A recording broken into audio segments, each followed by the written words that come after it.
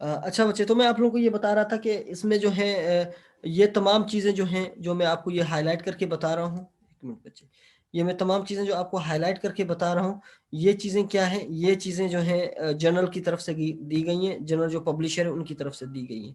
ठीक है, उसमें बताया गया है कि ये पेपर कब आया हमारे पास, रिसीव कब हुआ, एक्सेप्टेड कब हुआ, पब्लिश कब किया गया, और कॉरस्पॉन्डिंग ऑथर कौन है। ठीक है, और इसको अगर हम साइटेशन करते हैं या रेफरेंस देते हैं तो किस तरह से इसको रेफरेंस दिया जाएगा।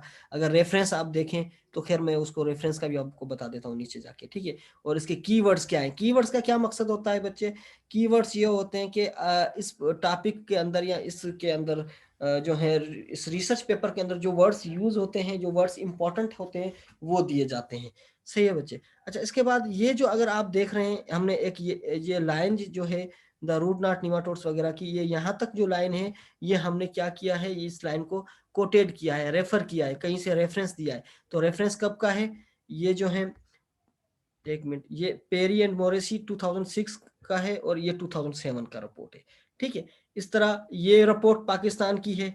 ठीक है, it causes approximately $100 billion every year world wide including Pakistan. ये खान इटाल 2000, इटाल भी आ गया वर्ड यूज। इटाल का मकसद है को वर्कर्स, और जो इनके साथ जो लोग हैं उनका काम है।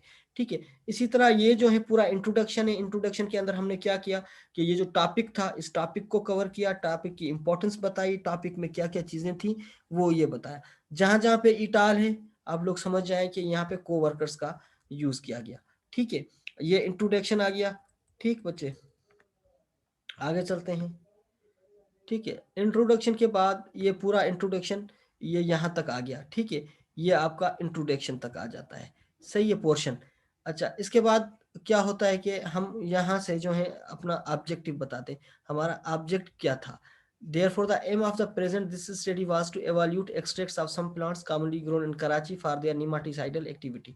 ठीक है, तो हमारा जो मेन मकसद था वो हमने मेन मकसद बता दिया। ये मकसद था इस पेपर लिखने का, और ये स्टडी हमने इस पर्पस के लिए डन की है। ठीक है, इसके बाद क्या आपके पास आ जाता है? Material and methods. ठीक है, मटेरियल मेथड्स के अंदर क्या था? सबसे पहले साइट कलेक्शन, हमने कहाँ से जो है कलेक्शन की, सैंपल कलेक्शंस किए। ठीक है, collection of plant material, plant material कहाँ यूज किया? ये विज दोबारा आ गया। विज का मकसद है कौन कौन सी चीजें इंक्लूडिंग है, ये जो प्लांट्स के नाम है ये इंक्लूडिंग आ जाते हैं। ठीक है, उसके बाद कलेक्शन ऑफ प्लांट सैंपल, हमने प्लांट सैंपल कलेक्ट करके कहाँ पे ले आए, कहाँ पे स्टडी की, वो भी बताना होता है। वो भी सारी चीजें हमने बता दी। ठीक है, इसके अंदर ये सारी चीजें बता the collected plants were dried in screen house and ground in an electric mixture into powder separately stored in polythene bags at room temperature until use। यानी कि सारी इंफॉर्मेशन आपको देनी होती है। इसके बाद प्रिपरेशन ऑफ एक्सट्रैक्शन, आपने एक्सट्रैक्शन कैसे बनाया। ठीक है, इसमें बताया हमने कि 2, 6 and 10 grams of dried leaves, stem and fruits of, ये तमाम प्लांट्स के थे, वो हमने मिक्स किए, वाटर के साथ मिक्स किए, उसको 24 घंटों के लिए रूम टेम्परेचर पर छोड़ दिया, उसको फिर फिल्टर किया। ठीक है, ये पूरा जो मेथड है ये आप बताते हैं इसके अंदर। ठीक है, फिर कल्चर ऑफ निमाटोड किया आपने। ठीक है, निमाटोड का कल्चर किस तरह किया। फिर मैंने कहा कि हमने ये मेथड जो यूज किया था, यूजिंग मेथड डिस्क्राइब बाय हसी एंड बारकर, जो बहुत पुराना और बहुत अच्छा मेथड है जो आज तक इस्तेमाल होता है, वो 1973 का वो मेथड हमने यूज किया। फिर एग हैचिंग टेस्ट, ठीक है, ये हमने काम किया, वो हमने बता दिया। ठीक है, यही ये आ गई चीज, आप इस चीज को समझते होंगे, 28 ± 2 सेंटीग्रेड, यानी हमने ट्रीटमेंट को कितने टेम्परेचर पर रखा इंक्यूबेटर के अंदर, वो हमने बता दिया, 28 ± 2। फिर ये मोटालिटी टेस्ट का, ये भी आपको समझ में आ जाएगा। अच्छा, इसके बाद आ जाता है आखिरी मटेरियल मेथड में एनालिसिस ऑफ डेटा। आपने डेटा किस तरह एनालिसिस किया, तो मैंने किया कि हमने 1 way and 2 way ANOVA use किया। ठीक है, इसके साथ साथ हमने LSD एंड DMRT को यूज किया। ठीक है, तो ये आ गया मेथड्स, मटेरियल्स एंड मेथड्स। उसके बाद आ जाता है रिजल्ट्स एंड डिस्कशन। असल चीज जो होती है अब ये आ जाती है, रिजल्ट्स एंड डिस्कशन। तो आपने रिजल्ट किस तरह इसको जो है कंबाइन किया, आपके पास रिजल्ट क्या आया, तो आप अब रिजल्ट लिखना शुरू करेंगे। ठीक है, ये आपके पास रिजल्ट आया। ठीक है, अब ये रिजल्ट मैं कहाँ से लिख रहा हूँ, ये मैं टेबल को देख के डिस्क्राइब कर रहा हूँ। टेबल कहाँ है आपकी? टेबल यहाँ पे, ये रही आपकी टेबल। ठीक है, इसमें देखें अगर आप, मैंने यहाँ पे पैराग्राफ पे लिख दिया है। ठीक है, ये जो हमने कंसंट्रेशन यूज की, और इसमें मैंने लिख दिया ब्रैकेट टेबल 1। इसका मकसद ये होता है कि ये जो रेफरेंस हम शो कर रहे हैं, ये जो काम मैं डिस्क्राइब कर रहा हूँ ये टेबल 2 के अंदर प्रेजेंट है। आप टेबल 2 को देख सकते हैं, ठीक है। कोई अगर देखना चाहे तो इस पे क्लिक करेगा तो एकदम से टेबल 2 पे आ जाएंगे। ये है टेबल 2, ठीक है। टेबल 2 में हमने क्या किया, टेबल 1 और 2 में क्या किया, अब इन चीजों को रिजल्ट के अंदर डिफाइन किया जाता है, इन टेबल्स को, ठीक है। टेबल्स में ये नेम ऑफ प्लांट्स हैं। अब ये जो है जर्नल की जो है फॉर्मेलिटी है या फॉर्मेट है कि इन प्लांट्स को इटैलिक नहीं किया गया, ठीक है। अब हालांकि ये है तो गलत मेथड, लेकिन इनकी अपनी जो है रिकमेंडेशंस हैं, उन्होंने नहीं किया, लेकिन ये नेम ऑफ प्लांट्स लिखा, ठीक है। इसके बाद दूसरा कॉलम आ जाता है कंट्रोल का, ठीक है। कंट्रोल का लिख लिया। उसके बाद लीफ पे हमने कौन सी कंसंट्रेशंस यूज की, वो सारी चीजें आ जाती हैं, ठीक है। तो ये यहाँ तक जो है लीफ में लीफ का पाउडर हमने यूज किया, ठीक है। 2%, 6%, 10%, 2%, ठीक है। 6%, 10%, फिर स्टेम का किया 2%, 6%, 10%, और जो है फ्रूट का किया 2%, 6% और 10%, ठीक है। इसके अंदर ये बाय मिस्टेक आ गया, 110 नहीं है, 10 है, ठीक है। तो ये सारी चीजें किस में ले गई, टेबल में। अच्छा ये क्या है आपका, ये प्लस माइनस, प्लस माइनस क्या है, ये ऊपर लिखा हुआ है with mean and standard error. ये आपका मीन है 2.33 और ये प्लस माइनस 0.3 जो है वो स्टैंडर्ड एरर है, ठीक है बच्चे। तो इसी तरह ये टेबल 1 आ गई, इसी तरह टेबल 2 आ गई, सही है। अच्छा अब आगे चलते हैं, आ गई बात समझ में। ये जो दो टेबल्स जो मैंने दिए हैं, ये पूरा ये डिस्क्राइब जो किया गया है वो टेबल को देख के डिस्क्राइब किया गया, ये सारी चीजें, ठीक है। ये सारी चीजें जो हैं टेबल को देख के डिस्क्राइब की गई है। आ रही है बात समझ में, ये सारी चीजें सर्च के ऊपर जा रही हैं, ठीक है। उसके सर बाद आ रही है। इसके बाद यहाँ तक आपका रिजल्ट खत्म हो जाता है, ठीक है। यहाँ से आप क्या शुरू करें, डिस्कशन। डिस्कशन का क्या मकसद होता है कि आपने जो काम किया है वो किससे कंपेयर करता है, बाकी लोगों ने इससे रिलेटिव काम किया है तो मैंने इसमें रेफरेंसेस दिए कि इन इन लोगों ने भी ये काम किया है, ठीक है। उनको भी इस रिजल्ट्स ऐसे रिजल्ट्स मिले हैं, ठीक है। अब फिर मैंने ये देखें, अगर आप देखें results indicated that plant extract, उन्होंने ये काम किया और ये काम जो है इस काम से थोड़ा बहुत सिग्निफिकेंट तौर पर मिलता है या इससे थोड़ा सा रिलेटेड है। तो ये जो मैं लिटरेचर दे रहा हूँ ये मैं अपने काम को क्या कर रहा हूँ, डिफेंस भी कर रहा हूँ और प्रूफ भी दे रहा हूँ, ठीक है। तो सेकंड ये दिया, रिसेंटली मैंने ये देखें, ये रिसेंटली हमने जो है रेफरेंस दिया कि ये काम इस तरह जो है प्रूव हो चुका है, प्रूव ऑलरेडी। या इसमें लिखा कि इसने 2014 में रिपोर्टेड किया कि ये सारी चीजें जो हैं ये ऑलरेडी रिपोर्टेड हैं और इस तरह ये काम किया जा सकता है, ठीक है। लेकिन उनका रिजल्ट अपना था, हमारा रिजल्ट अलग था, ठीक है। तो इसी तरह हमने ये सारी चीजें रिपोर्टेड की और लास्ट में हमने क्या इसमें बता देते हैं कि ये चीजें जो है कंसीडर्ड की गई और इसकी वजह से ये हमारा रिजल्ट इसके साथ जो है वो किया जाता है। देखें इसमें भी इन आवर स्टडीज किस चीज को यूज किया गया और बाकी लोगों ने क्या यूज किया, तो इसी वजह से ये जो है इनसे सिमिलर रिपोर्ट की जाती है। जी बच्चे साइम क्या पूछ रहे हैं। सर वो मैं ये पूछ रहा था, जिस तरह अगर हम कोई रिसर्च कर रहे हैं तो जी सर जो रिजल्ट ये जो आप शो करा रहे हो, साइंटिस्ट जिन लोगों ने ये रिसर्च वगैरह किया, जिनका ये वर्क आया हो, जहाँ पर ये आपने नेम वगैरह मेंशन जी किए हुए, जी जी अगर हमारा भी इससे रिलेटेड या इस तरह सेम से में यही काम ऐसे हो जाए तो उनका मेंशन करना लाजमी होता है सर? जाहिर बात है, आप जो है आपका काम का नेचर जो होगा आप उनको रेफरेंस करेंगे, उनको कोटेट करेंगे, उनके जो है वर्ड्स को कोटेट करेंगे, उनको रेफरेंस देंगे, तो जाहिर बात है उनसे आप जो काम कर सकते हैं, ठीक है। रिजल्ट्स जो होते हैं वो जाहिर बात है चेंज होते हैं, हर किसी के एक दूसरे के रिजल्ट जो होते हैं वो चेंज होते हैं प्राइमरी डेटा के अंदर, ठीक है। चाहे काम एक ही हो लेकिन रिजल्ट चेंज होते हैं, ठीक है।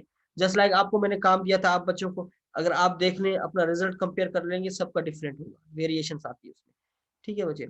अच्छा जब रिजल्ट कंप्लीट हो जाता है, डिस्कशन कंप्लीट हो जाता है, इसके बाद आ जाता है कंक्लूजन एंड रिकमेंडेशन। आप क्या कंक्लूड कर रहे हैं और क्या रिकमेंडेट करते हैं, तो ये ज्यादातर एक पैराग्राफ पे होता है, ये आप देख लें, ठीक है। ये यहाँ तक जो है एक पैराग्राफ तक है, ये कंक्लूजन और रिकमेंडेशन है। इसके बेस पे हम क्या करते हैं, इसके बेस में यानी कि पूरे पेपर के बेस में हम इसको कंक्लूड एंड रिकमेंडेशन किया, ठीक है, रिकमेंडेट किया, ठीक है।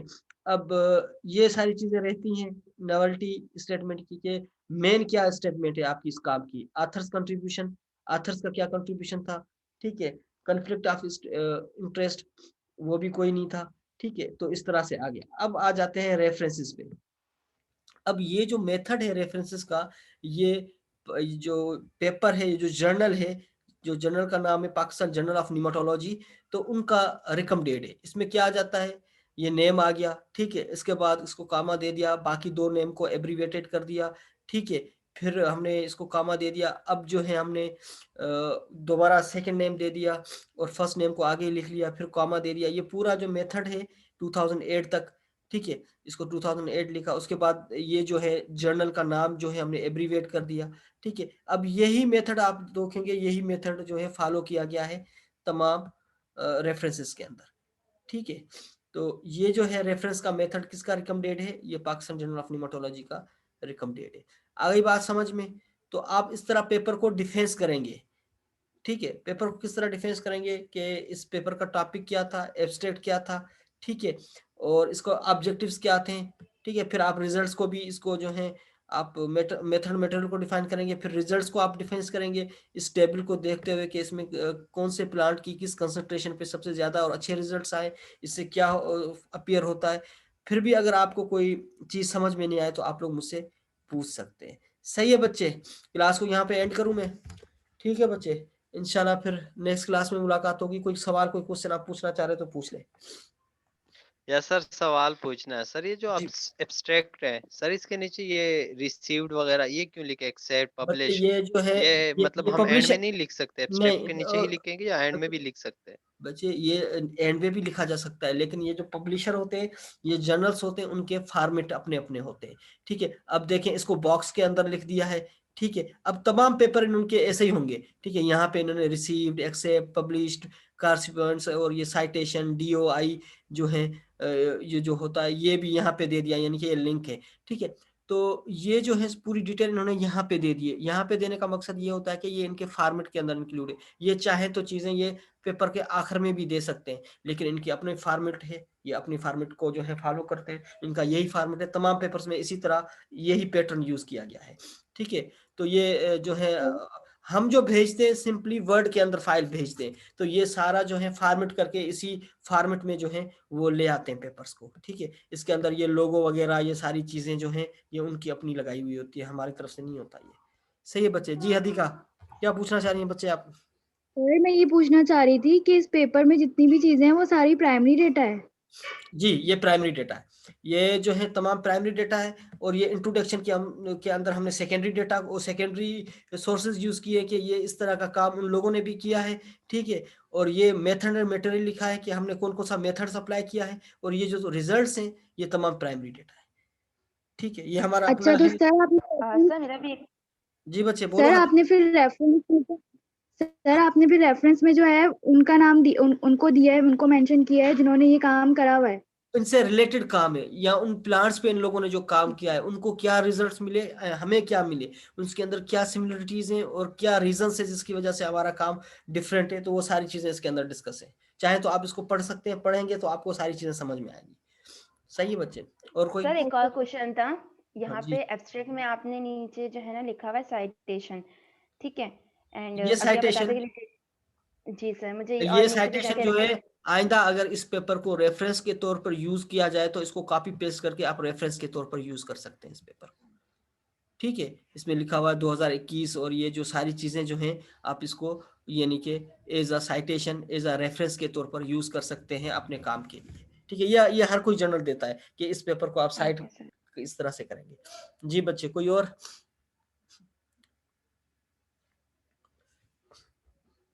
सर दरअसल मैं इसलिए भी कंफ्यूज हूँ कि आपने कहा था कि citation books and magazine and newspapers में आता है, एंड जी जी। रेफरेंस जो है वो आर्टिकल्स में आता है, अब ये एंड देन फिर साइटेशन मैंने का यहाँ पे यहाँ साइट। यहाँ जो साइटेशन का मकसद है ना, साइटेशन का मकसद है कि इस चीज को आप चाहें तो बुक में दे सकते हैं, इस चीज को चाहे आप रेफरेंस में दे सकते हैं, इस चीज को चाहे तो आप लिटरेचर साइटेशन के अंदर दे सकते हैं। ठीक है सर, थैंक यू। सही है। ओके बच्चे, कोई और क्वेश्चन, कोई और सवाल? चले बच्चे, थैंक यू सो मच। मेरी अभी नेक्स्ट क्लास भी है, इसलिए thank you so much. Okay बच्चे, अल्लाह हाफिज। अल्लाह अल्लाह हाफिज हाफिज सर। सर।